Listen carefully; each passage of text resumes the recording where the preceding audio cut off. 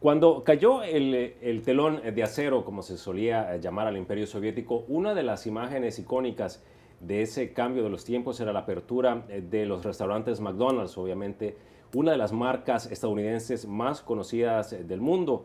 Esta semana, en medio de la guerra económica y diplomática que mantienen Estados Unidos con Rusia y también otros países occidentales, el gobierno ruso ordenó el cierre de 4 restaurantes de esa cadena en el centro de Moscú por supuestamente violar los códigos sanitarios de ese país.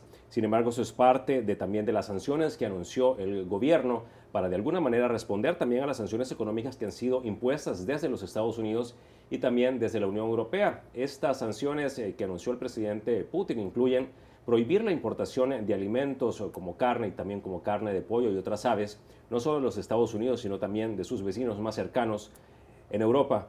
Silvia, ¿se está disparando Putin en el pie él mismo al cerrar la importación de alimentos cuando hasta un 45% de su dieta proviene precisamente de esas importaciones? Eso pareciera. Putin hace mucho tiempo que realiza, creo, acciones que él tiene que tener obviamente una agenda propia. Yo no alcanzo de verdad a comprender este tipo de acciones porque está enfadando a una población que hasta ahora ha sido paciente, pero llega un momento cuando le tocas cosas como los alimentos, creo que es cuando llega al límite. Es un pulso que está manteniendo Putin con Occidente en el que por ahora lleva las de perder, está haciendo maniobras de distracción claramente. Y supongo que mientras dure el verano ruso y no haya demasiados quizás problemas, puede mantenerlo y después cuando pase el tiempo, pase un poco la campaña también en Ucrania, que ahora nadie habla de qué está pasando en Ucrania, porque estamos todos fijándonos con el Estado Islámico, con otros conflictos, pero siguen los combates y se están matando como nunca allí. Y es una manera un poco, yo creo, a veces de tapar problemas mayores. José Jaime, en momentos en que Putin ha cerrado la importación de alimentos, está llegando una llamada caravana humanitaria que está entrando a Ucrania y que los ucranianos han llamado una violación abierta de su territorio. ¿A qué está jugando el presidente Putin? Evidentemente está enfrascado en una campaña publicitaria. Por un lado, enviando convoys de asistencia humanitaria a Ucrania. Por otro lado, cerrando los McDonald's, que desde mi punto de vista es de lo más infantil que te puedas imaginar. Es como tratar de meter reversa en el coche, ¿no? Y así a toda prisa. Es tratar de impedir la globalización de lo que ya está ahí. ¿Cómo repliegas todo esto, ¿no? ¿Cuál va a ser el próximo decreto de Putin? Prohíbase que todo el mundo utilice pantalones vaqueros, porque también es un símbolo de la americanización o de Occidente. O sea, a mí francamente se me hace absurdo. Ahora, dicho esto, yo creo que, yo sospecho que esto es un síntoma de que efectivamente las sanciones comienzan a apretarle y de que no le han gustado nada en absoluto. La parte interesante desde mi punto de vista va a ser cuál va a ser la próxima fase, porque una cosa es cerrar McDonald's y otra cosa es cerrar el grifo del gas o el petróleo a Europa. Vamos a ver si llega a ese extremo Putin.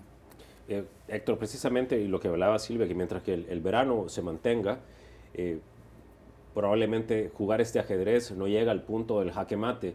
En el momento en que empiece a helar en Europa y se cierre esa línea del gas y las cuentas que paguen en Berlín o en Múnich por gas sean 5 o 10 veces más de lo que se pagan, y tomando en cuenta que hay cerca de 5.000 grandes empresas alemanas que tienen inversiones anuales de más de 25.000 millones de euros en Rusia, ¿hasta cuándo van a poder mantenerse, sobre todo los europeos, que son los que obviamente tienen de vecino del lado Rusia, estas sanciones? Bueno, esa es la amenaza implícita y que todo el mundo sabe. Y, en el verano hamburguesas y cuando llegue el frío será la energía. No solamente pagarla más cara, sino tal vez ni tenerla y pasar por otra crisis como fue la crisis del petróleo en los 70, donde ni Europa ni Estados Unidos tenían energía suficiente para sus automóviles ni para calefacción de sus casas. Esto de los dobles estándares, esto me recordaba cuando estaba hablando de el convoy ruso de alimentos a Ucrania, mientras que no deja entrar alimentos a Rusia. Es como lo que debaten los venezolanos, que no tienen alimentos en los supermercados, no consiguen pan y manteca y leche, pero el gobierno mandó a Gaza no sé cuántas toneladas de alimentos. Y los venezolanos dicen, ¿y por qué no los ponen en nuestros supermercados para que podamos comer nosotros? Habría que preguntarles si pusieron la huella para sacar esos alimentos. Bueno, eso es lo último de esta semana, además, sí. Sí, ¿tú crees que llegue está funcionando la política de los Estados Unidos finalmente en Rusia? Parece que nadie se acuerda ya de esa monstruosidad que se cometió ahí, de bajar ese avión. ¿Crees tú que de alguna manera, por lo menos en ese frente, le está funcionando, tomando en cuenta que las crisis se multiplican día con día? Bueno, es como decía Silvia, porque ya nos olvidamos de eso también, porque pasa tantas cosas cada día que la semana pasada parece haber sido meses atrás. Y sí, ya estamos en otro tema y ya pasó. Aparte de que Estados Unidos tiene un problema, a Rusia solo le puede apretar las tuercas si coopera Europa, porque Estados Unidos no tiene tanta influencia en ese sentido. La presión económica viene de Europa, pero Europa tiene a su vez el problema que si le cierra el grifo del gas.